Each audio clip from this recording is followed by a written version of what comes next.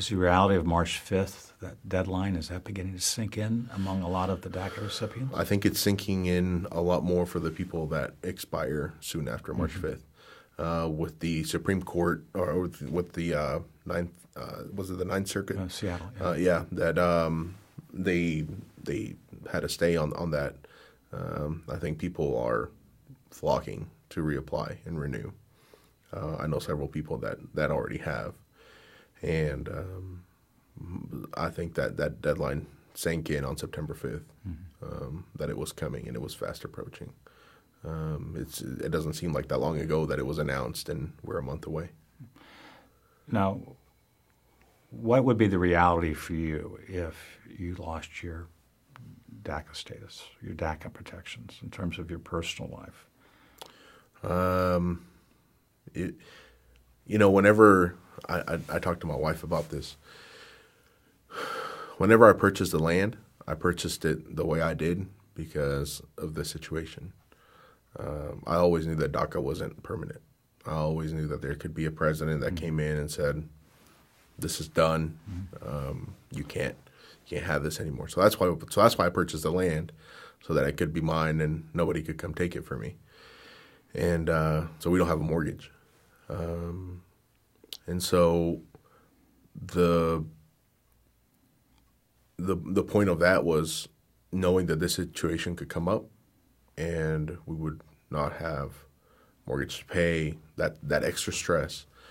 Being already married, I didn't want that to be on our shoulders. And so, but we still have cars to pay, we still have bills to pay, we still have utilities, property taxes. I mean, you name it, we have it.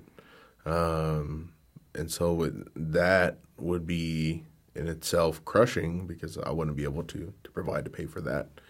So you have to go. You'd lose your job immediately. Oh yeah, and then you'd be back in the shadows again. Yeah, and surprisingly, my employer has been very supportive.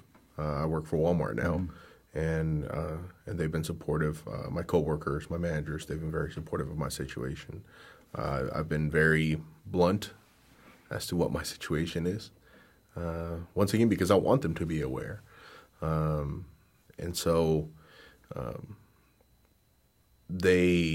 think our employers would also face a bit of a crisis, right? And us not being able to provide in our home would also be critical because, bills come and you have to pay them somehow. And so making sure that we are able to stay employed, that we're able to continue driving to the grocery store to buy groceries and not have that fear of being stopped by the police is something that is crucial to the stability of a community. I mean, I don't know if you've heard about this, Dr. Schwab, but there's times whenever there is a rumor of immigration in Springdale at the corner of Thompson and Robinson, and they're picking people up. And a rumor like that, it has an impact on the community, and a lot of it is due to social media now. I mean, that rumor spreads like wildfire, and people are literally afraid to go out. And I think that has an impact on just people's lives in general. Now imagine the fact that us as documented, all of a sudden being dumped back into that, right into the middle of all that, and knowing that the government now has our information, where we live, what we do, where we work. They have all that now, so there's no hiding it. There's no more being in the shadows for us. We are out completely exposed. So just that in itself is crushing.